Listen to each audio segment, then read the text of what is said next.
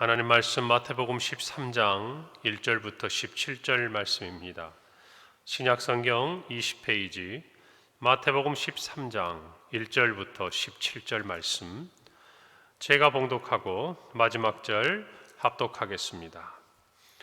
그날 예수께서 집에서 나가사 바닷가에 앉으심에 큰 무리가 그에게로 모여들거늘 예수께서 배에 올라가 앉으시고 온 무리는 해변에 서 있더니 예수께서 비유로 여러 가지를 그들에게 말씀하여 이르시되, 씨를 뿌리는 자가 뿌리러 나가서 뿌릴새 더러는 길가에 떨어짐에 새들이 와서 먹어버렸고, 더러는 흙이 얕은 돌밭에 떨어짐에 흙이 깊지 아니하므로 곧 싹이 나오나 해가 돋은 후에 타서 뿌리가 없으므로 말랐고, 더러는 가시 떨기 위에 떨어짐에 가시가 자라서 기운을 막았고, 더러는 좋은 땅에 떨어짐에 어떤 것은 100배, 어떤 것은 60배, 어떤 것은 30배의 결실을 하였느니라. 귀 있는 자는 들으라 하시니라. 제자들이 예수께 나와 이르되, 어찌하여 그들에게 비유로 말씀하시나이까?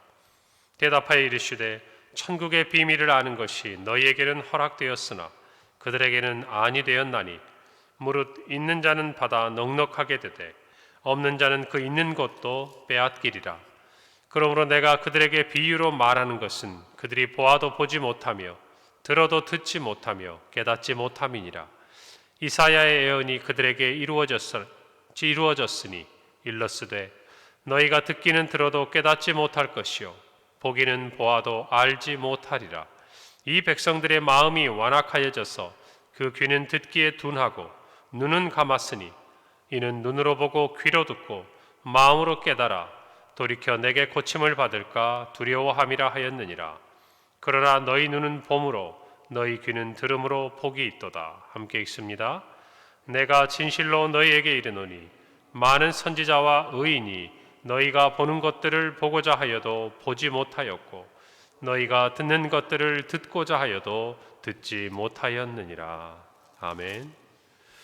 오늘 말씀은 씨 뿌리는 자의 비유, 또 내 땅에 떨어진 씨앗의 비유라고 우리가 일컫는 잘 알려진 말씀입니다. 예수님께서는 자신을 찾아온 무리들에게 바닷가에 앉으셔서 씨 뿌리는 자의 비유를 들려주십니다.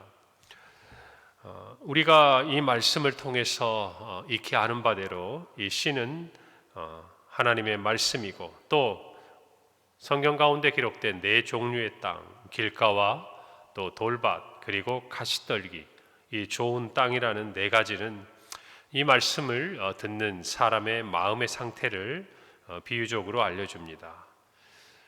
내 땅에 떨어진 말씀의 씨앗은 동일합니다. 그 말씀 자체는 생명을 품고 있죠. 그런데 그 말씀이 열매를 맺은 것은 바로 그 땅이 어떤 땅에 뿌려졌는가라는 것에 의해서 결정된다라고 오늘 예수님은 말씀하십니다. 다시 말하면 우리가 하나님의 말씀을 들을 때에 어떠한 열매를 맺을 수 있는지, 어떠한 결과를 내는지 우리의 마음밭을 살펴보라는 말씀입니다. 오늘 4절에 보니까 뿌릴새 더러는 길가에 떨어지며 새들이 와서 먹어버렸다라고 기록합니다. 이 말씀의 씨앗이 길가에 떨어졌습니다. 이 길가를 말씀 그대로 이 헬라 원어대로 직역을 해보면 길을 따라라고 표현되어 있어요. 이는 우리가 아는 대로 밭고랑 사이를 따라 만들어진 길을 가리키고 있습니다. 이 길은 주로 사람이 걷지요. 농사를 짓기 위해서 또는 필요한 것들을 옮기기 위해서 사람의 발길이 밟는 땅을 이야기합니다. 여러분, 그러면 어떻게 됩니까? 우리가 오늘날 이렇게 농사를 짓는 땅에 가보면 그 땅과 땅 사이를 오가는 땅은 사람들이 무수히 일을 하기 위해서, 지나가기 위해서 밟고 다니다 보니 그곳은 단단하게 길가처럼 다져져 있는 곳이죠. 그 위에 씨앗이 떨어지니 뿌리를 내릴 수가 없는 것입니다. 이 길이라는 것은 우리의 마음의 문을 굳게 걸어 잠근 이 청중들을 의미하는 것이죠. 아무리 길가 위에 씨앗이 떨어져 보아야 그 아래 땅에 뿌리를 내릴 수 없는 바로 그와 같은 마음을 비유적으로 이야기하고 있다는 것입니다. 이런 사람들의 마음은 어떤 것입니까? 아무리 좋은 말씀의 씨앗이 떨어진들 그들의 마음의 문을 굳게 닫아버리고 그것이 마음의 뿌리를 내리지 못하도록 그 가능성을 거부한다라는 것이죠. 여러분, 그런데 이 길가에 떨어진 씨앗이 어떻게 됩니까? 새들이 와서 먹어버렸다라고 말합니다. 이때 이 새는 예수님의 말씀에 의하면 악한 자, 즉 우리의 원수 마귀 사탄에 대해서 비유적으로 표현하는 말입니다. 다시 말하면 이와 같은 사람의 심령에는, 그 마음밭에는 말씀의 씨앗이 떨어져도 그것이 즉시 뿌리를 내리지 못하기 때문에 방치된다는 것이, 그리고 그 말씀에 대해서 받아들이지 못하는 것입니다. 자, 그런데 이렇게 받아들이지 못하는 말씀의 씨앗이 조금의 시간적인 여유를 가지거나 또는 뿌리를 내릴 수 있는 어떤 여지나 노력을 하기도 전에 새가 날아와서 그 씨앗을 먹어버린다라는 것입니다. 여러분, 사람들이 받아들이지 않는 이 복음의 씨앗은 그 자리에 머물러 있는 것이 아닙니다. 악한 자들에 의해서, 원수 마귀, 우리의 원수에 의해서 신속하게 제거되는 것이에요. 우리가 그토록 열심히 씨앗을 뿌리지만, 그러나 반대의 경우를 하나 생각하셔야 됩니다. 또한 그 뿌린 씨앗을 신속하게 먹어버리고 없애버리고자 하는 원수 마귀의 그 노력 또한 우리 이상이라는 것이, 사람의 마음속에 이 말씀의 씨앗이 떨어지는 것을 마치 기다린 것처럼 우리의 원수는 그것들이 우리 안에 뿌리를 내리지 못하도록 먹어버리고 제거해버리는 그와 같은 시도를 부지런히 한다는 것입니다. 그래서 저와 여러분의 마음밭이 어떠한지를 우리는 늘 돌아봐야 돼요. 우리의 마음이 딱딱하게 굳어 있으면 그것이 미처 뿌리도 내리지 못하지만 그 전에 우리의 원수 마귀가 기억조차 하지 못하도록 그것들을 없애버린다는 거예요. 제거해버리고 먹어버린다는 것입니다. 우리의 마음밭이 이와 같은 땅이 되지 아니하도록 우리는 늘 돌아보아야 돼요. 길가의 밭과 같은 사람은 복음이 떨어질 때에 그것을 대수롭지 않게 여깁니다. 그리고 거부합니다. 그러나 어쩌면 이 순간적이고 찰나적인 그의 결정이, 또 그의 마음밭의 상태가 여러분 결과를 보면 어떻게 됩니까?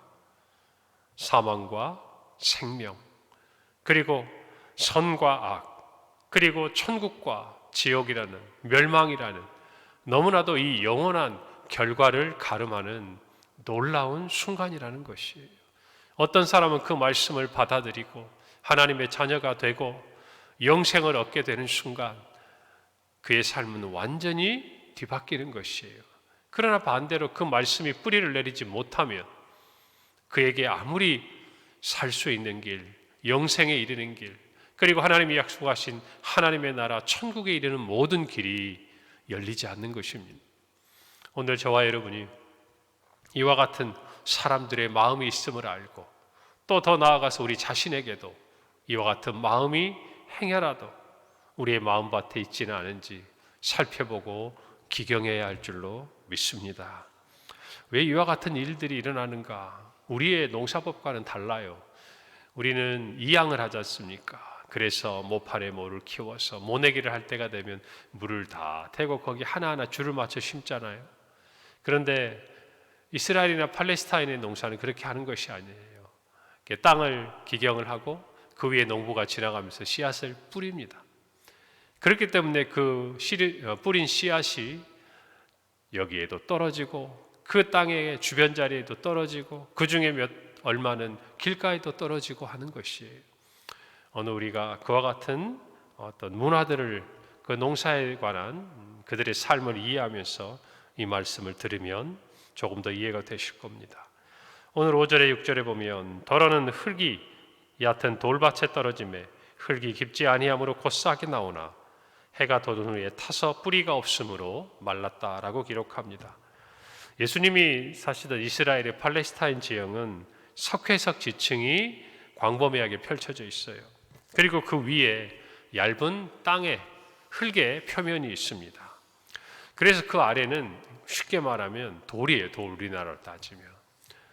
그런 곳에 이 씨앗이 떨어지면 처음에는 그 얇은 표층, 흙 위에 떨어지기 때문에 씨앗이 뿌리를 내리는 것 같지만 뿌리가 깊이 내릴 수 없게 되겠죠. 그럴 때 이 팔레스타인 지방에 뜨거운 이 햇빛이 비치게 되면 뿌리가 수분을 머금지 못하고 말라버리게 되는 것이죠. 길가에 뿌려진 사람들, 그 씨앗이 전혀 하나님의 말씀이 진리요 생명인 것을 깨닫지 못하는 사람들이라고 한다면 이 돌밭의 경우는 이 진리를 받아들입니다. 그런데 그것이 순간적이고 찰나적이고 피상적이라는 것이에요. 즉 복음의 진리를 받아들이지만 그것이 자신의 신앙으로 뿌리를 내릴 만큼 깊지 못하다는 것이, 그들이 복음을 들었을 때 감격하고 눈물을 흘리고 무엇인가 이 복음이 자신의 삶에 놀라운 변화를 가져올 것을 알지만, 여러분 그러나 어떻습니까? 조금의 신앙의 어려움이 오거나 또 환난이 다가오거나 고통이 다가오면 견디지 못한다는 거예요. 여러분 생명의 씨앗이 우리 안에 떨어졌을 때 그것은 저절로 열매 맺는 것이 아니라는 것입니다. 삶 가운데 그와 같은 일들이 일어날 수 있어요. 여러분 그것들을 버티고 이겨내려면 뿌리가 깊이 뻗어내려야 합니다. 그런데 그렇지 못한 마음에는 처음에는 잠깐 기뻐하는 것 같으나 결실하지 못하고 금방 뿌리가 말라버리는 이 돌밭과 같은 그런 결과가 나타난다 것이죠. 오늘 7절에 보면 또 하나의 땅에 나옵니다. 더러는 가시 떨기 위에 떨어지매 가시가 자라서 기운을 막았다. 여러분 가시 떨기는 무엇입니까? 이 복음이 자라기 위한 장애 요소예요. 더 이상 자라지 못하도록 가로막는 거예요. 그 기운을 꺾어버리는 거예요. 가시떨기가 자라는 곳은, 가시떨기는 이 생명력이 강합니다. 그래서 그 가시나무 외에 다른 채소나 곡식이 함께 자랄 수 없는 거친 땅에서도 자라나는 거예요. 이와 같이 정말 이 가시떨기 위에 떨어졌다는 것은 그들이 복음을 듣고 또한 성장해가는 모든 과정에서 돌밭에 떨어진 것과 같이 환난과 또 박해가 올 때 이기지 못하는 것이, 여러분 길가와 돌밭의 경우는 주로 밭의 내부가 문제입니다만 이 가시떨기는 어때요? 밭의 외부에 이 복음의 씨앗이, 이 생명의 씨앗이 자라지 못하도록 가로막는 장애 요소가 있다는 것을 우리는 알아야 합니다. 우리가 신앙생활을 하다 보면 주변에 보게 돼요. 마음이 참 착합니다. 선한 마음들을 가지고 있어요. 그래서 복음을 전해도 어떻습니까? 그 복음을 호의적으로 생각하고 받아들이려고 합니다. 한두 번 교회도 따라옵니다. 그런데 그 씨앗이 열매를 내지 못해요. 결실하지 못해요. 하나님의 자녀가 되고 영생을 얻는 데까지 이르지 못합니다. 그 사람들을 살펴보면 분명히 복음이 씨앗을 내릴만 함에도 불구하고 그가 영적으로 성장해 가는 데서 있어서 일어나는 여러 가지 어려움들, 염려들, 근심들, 이와 같은 것들이 찾아올 때 견디지 못한다는 거예요. 거기서 더 이상 자라나지 못한다는 것이죠. 우리는 한 가지를 알아야 돼요. 하나님의 말씀이 우리 안에 열매를 맺기 위해서는 우리의 마음밭이 중요합니다. 그러나 내부적인 우리의 마음 이외에도 우리의 신앙이 자라기 위한 외부의 환경 또한 중요하다는 것이에요. 우리가 정말 하나님의 말씀을 받아들이고 믿음으로 살기를 원한다면 죄로부터 멀어지는 우리의 삶의 새로운 변화들이 필요하다는 것입니다. 하나님의 말씀을 받고 믿음으로 살아가는데 여전히 죄와 밀접해 있는 환경 가운데 우리가 놓여져 있다면 우리의 신앙은 자라가기가 어려운 것이죠. 그런 사람들과 친밀한 교제 가운데 있다면 여러분 그것들을 정말 우리가 절제하고 거절하고 일어나기가 어려운 것입니다. 그리고 삶의 여러 가지 근심과 염려, 더 나아가서 유혹에 빠지기 쉽다라는 것입니다. 그래서 신앙에 있어서는 우리의 마음밭도 중요하지만 환경 또한 중요한 것이, 그 환경을 가장 좋은 곳으로 열어줄 수 있는 곳이 어디입니까? 바로 교회입니다. 우리의 삶의 여러 가지 정말 상황 가운데서도 함께 든든히 세워가고 견디고 함께 하나님의 나라를 이루어갈 수 있는 가장 좋은 곳, 그것이 교회라는 것이. 그래서 사람들은 그것들을 기대하고 옵니다. 비록 세상 가운데서 내가 힘들고 어려운 세상에 염려와 유혹이 있는 그 자리라 할지라도 교회라는 공동체 안에서 그것들로부터 신앙을 지킬 수 있도록 힘을 얻고 말씀을 듣고 또 함께 영적인 성장과 성숙을 해갈 수 있는 하나님이 정말 예수 그리스도께서 내 교회라고 말씀하신 이 교회는 성도에게 있어서 그래서 어머니와 같다라고 교부들은 말하고 있는 것이, 오늘 모두가 이 말씀을 마음에 새기기를 바랍니다. 그리고 모든 세상의 염려와 유혹으로부터 우리의 마음을 지키고 믿음으로 승리하는 우리 모두가 되기를 바랍니다. 8절에 보니까 더러는 좋은 땅에 떨어짐에 어떤 것은 100배, 어떤 것은 60배, 어떤 것은 30배 결실을 했다고 말합니다. 이때 이 좋다라는 칼로스라는 이 단어의 뜻은 자연의 아름다움과 또 사람의 마음으로 빗대면 도덕적으로 선한 상태, 이 모두를 가리키는 말이에요. 좋은 땅은 씨앗이 싹을 틔우고 뿌리를 내리고 성장할 수 있는 힘이 있는, 그리고 이것을 방해하는 가시떨기나 다른 잡초 같은 것이 없는 좋은 땅을 이야기하는 것이죠. 그러므로 하나님의 말씀에 이 씨앗이 떨어졌을 때 그 땅에서는 좋은 열매가 맺혀지는 것입니다. 우리의 마음이 이와 같으면 하나님의 말씀은 우리 가운데 뿌려지고 열매를 맺는 것을 우리는 알아야 합니다. 사랑하는 성도 여러분, 그래서 우리는 우리의 말씀을 마음에 사모하고 또 깨닫고 순종하도록 힘쓰고 애쓰고, 이것이 또한 우리에게 복이라는 것을 알아야 돼요. 예수님 말씀하셨어요. 마지막 16절 부분에 그러나 너희 눈은 봄으로 너희 귀는 들음으로 복이 있다.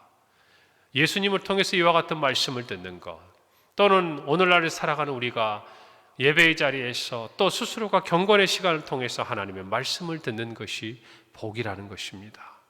우리 교회가 정말 성경 필사의 시작에 어떤 부분들을 함께 하자고 했을 때 많은 분들이 지금 함께 하고 계세요. 여러분, 그것이 하나님께 우리가 뭔가를 드리는 것이 아니라 우리가 받는 복된 자리라는 것을 아셔야 합니다. 우리 모두가 정말 이 말씀이 복이 되고 또 우리의 마음밭이 좋은 땅이 되려면 바울이 데살로니가 교회에 편지했던 이 말씀을 기억해야 돼요. 데살로니가전서 2장 13절, 이러므로 우리가 하나님께 끊임없이 감사함은 너희가 우리에게 들은 바 하나님의 말씀을 받을 때에 사람의 말로 받지 아니하고 하나님의 말씀으로 받음이니 진실로 그러하도다. 이 말씀이 또한 너희 믿는 자 가운데서 역사한다 그랬어요. 여러분, 비록 말씀을 전하는 자는 사람이지만 그가 전하는 말씀은 하나님의 말씀임을 우리가 알아야 합니다. 그 말씀을 받을 때 사람이 아니라 이 말씀을 우리에게 주신 하나님이 먼저 보여야 돼요. 전하는 자도 그렇게 전해야 하지만 듣는 사람도 그렇게 듣는 마음의 밭이 되어야 한다는 것이죠. 그럴 때 우리 안에 이 말씀이 열매를 맺는 것입니다. 하나님의 나라는 환영하는 자들보다 거절하고 반대하는 사람이 더 많아요. 오늘 또 마음의 밭을 보면 새 땅에서는 열매를 맺지 못합니다. 결실하지 못해요. 오직 좋은 땅에서만 열매를 내는 것입니다. 그래서 천국으로 가는 문, 하나님 나라에 이르는 길은 좁은 길이라는 것을 저와 여러분이 알아야 합니다. 오늘 예수님은 비유로 말씀하셨어요. 왜 비유로 말씀하십니까? 사람들이 복음을 이해하기 쉽도록 도와주시고 설명하시는 것입니다. 그러나 오늘 제자들은 10절에서 말합니다. 어찌하여 그들에게 비유로 말씀하십니까?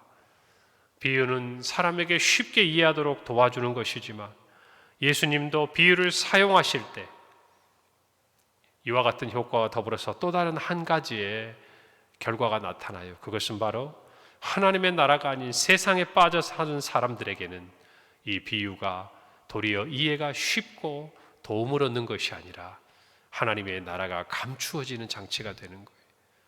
비유를 통해서 우리는 알 수 있고 우리는 깨달을 수 있고 세상의 지혜가 부족해도 성령의 도우심으로 이 말씀이 무엇을 의미하는지를 우리는 깨닫고 열매를 맺지만, 그러나 그렇지 못한 사람들은 오히려 이 비유가 하나님의 나라를 깨닫지 못하는 결과가 되는 것입니다.